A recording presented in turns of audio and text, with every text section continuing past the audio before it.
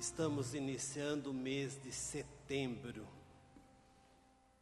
Daqui mais 3 meses, o ano 2016 já foi. Em setembro lembramos o mês da Bíblia, mês da Palavra de Deus.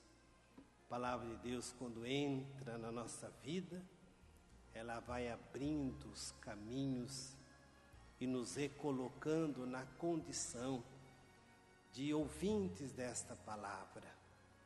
Esse mês de setembro é momento de a gente olhar para a nossa maneira de ler as Escrituras e talvez nos perguntar como que está a nossa leitura das Escrituras.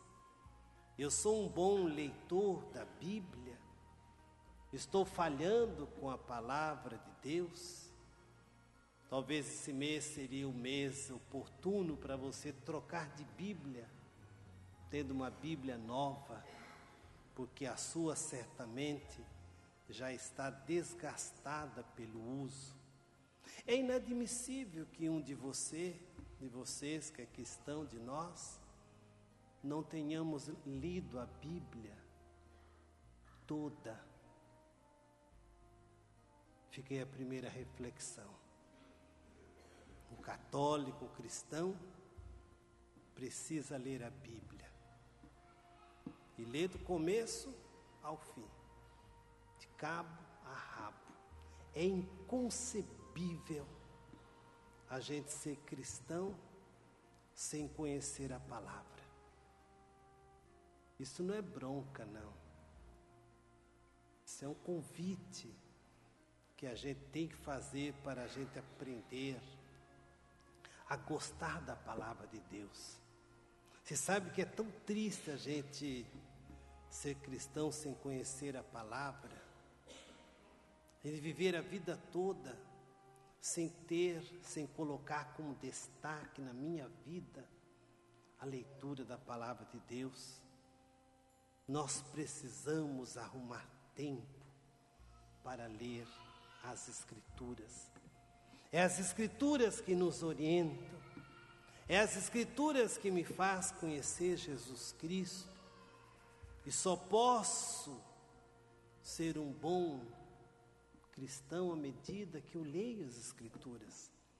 Não basta somente eu ir à missa para talvez ali, nesse momento, a gente ouvir algumas leituras que às vezes passam desapercebidas na nossa vida, porque a gente não tem aquele gosto pela leitura da palavra. Então fica esse convite para você olhar as Escrituras e recolocar a palavra de Deus como centro da vida cristã. Nesse mês de setembro, nós recordamos o 7 de setembro, talvez a necessidade de olharmos pela nossa independência do Brasil. O Brasil que nunca foi nação, viu? Talvez pudéssemos fazer dela uma nação digna. Daqui uns dias, menos de um mês, nós já votamos para prefeito e vereador. E Arapuca já estará mais uma vez armada. Mês de setembro nós lembramos a primavera, de novo tempo, de nova experiência. Setembro é mês de fazer renascer a nossa criação, a nossa vida, e despertar essa natureza que às vezes está morta dentro de nós. Hoje, lá no Vaticano, em Roma, o Papa canonizou a Madre Teresa de Calcutá, a irmã, a Santa da Sarjeta. E a única coisa que Teresa tinha era um sorriso para os pobres. E a gente precisa aprender isto, irmãos. Às vezes nossa vida é uma vida fútil, inútil. Um tripé deve movimentar a minha vida. Eu, Deus e o próximo. Eu, Deus e o próximo. Sem isso, a minha vida cristã não tem sentido e não faz sentido. Teresa de Calcutá soube fazer isto na sua vida. No mês de setembro nós lembramos o Setembro Amarelo, lembrando a questão seríssima de saúde pública que é o suicídio. No Brasil, irmãos, são 32 suicídios diários. Isso dá a cada 45 minutos um suicídio. O suicídio no Brasil mata mais do que a AIDS e vários tipos de câncer. E nós precisamos refletir essa questão. O suicídio só existe porque nós nos calamos. E a gente não procura as pessoas para o diálogo. Aí o suicídio toma conta da vida das pessoas. É a solidão. É a desconexão com o próximo. É a nossa falta de atenção àqueles que sofrem. O suicídio é uma doença silenciosa que mata aos poucos. O suicida, ele não quer morrer. Ele quer matar o seu problema, a sua dificuldade. Por isso que nesse Setembro Amarelo, pensemos um pouquinho nisso, irmão. O que eu faço na minha vida? Qual o meu objetivo da minha vida? Qual a programação que eu faço para eu viver? Eu sou um cuidador das minhas coisas? E o próximo, e o outro? Onde o outro entra na minha vida?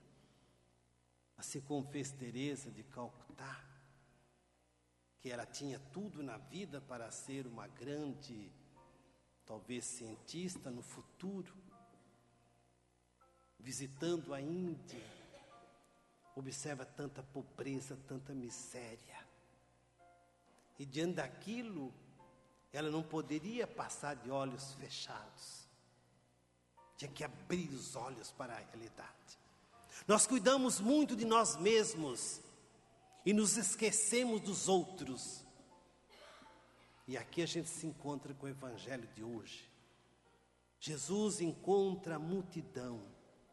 E Jesus não teve nenhuma palavra bonita para a multidão, nem de agrado, nem de consolo, nem de conforto. Jesus, diante da multidão, marcou o ponto zero do seguimento a Jesus Cristo. E qual é o ponto zero do seguimento de Jesus Cristo? A gente arrota que eu sou cristão, A gente fica todo feliz porque a gente é católico, vai na missa. O ponto zero da vida cristã é a cruz de Jesus. E quem não parte do ponto zero, do âmago da vida cristã, está certamente perdendo o seu tempo. Está no Evangelho aí. Jesus diz uma palavra trágica, porque Jesus é trágico. Se alguém vem a mim, mas não se desapega de quem? Do pai, da mãe, da mulher, dos filhos, dos irmãos e da própria vida, não pode ser meu discípulo. Como é possível um Jesus ter uma proposta dessa para a multidão? Nós que prezamos tanto a nossa família e gastamos nossa vida pela nossa família, nem fazemos muitas coisas porque nós estamos dedicados à família. E nós até na igreja criamos pastoral da família, fazemos encontro de casais com Cristo. Irmão, quando a gente esquece a cruz, tudo passa a ser importante na nossa vida. Jesus não está dizendo que família não fosse importante, não é isso. É que você tem que partir de um ponto zero. E o ponto zero não é cuidar de família nem de filhos. O ponto zero é Jesus Cristo. E depois o restante é tudo dado como acréscimo. Por isso que Jesus, no segundo ponto, ele fala de que quem não carrega a sua cruz e não caminha atrás de mim não pode ser meu discípulo. Eu olho, vou caminhando atrás de Jesus e olhando para Ele e vendo que Ele é meu mestre. Ele é meu mestre. Eu não sou mestre de nada. E como a gente se comporta diante deste Evangelho. E aí Jesus conta duas pequenas parábolas de administração de vida. Falando daquele que vai construir uma torre. Nós vamos construir a torre da família, a torre da nossa espiritualidade. Como é que nós vamos programar essa torre que nós vamos edificá-la? Quais são os cálculos que eu vou fazer para que outros não olhem depois e vejam a nossa deficiência? Esse dia apareceu uma pessoa, um rapaz, que ele fez 25 anos. Ele vem às vezes aqui, mas ele é de outra comunidade. Ele falou algo bonito, falou: padre, eu fiz 25 anos. Agora eu vou fazer o meu planejamento para mais 5 anos. O que eu vou querer fazer até os 30 anos. A vida é assim, irmão. A gente às vezes vive uma vida sem planejamento. Não temos planejamento de nada, nós vamos vivendo assim, como que aquele rolo compressor sobre nós. E diante das dificuldades nós desabamos. E ao desabar cai tudo sobre nós. E não é fácil a gente fazer um planejamento das nossas torres. O segundo exemplo de Jesus é o cara que manda, que vai para a guerra.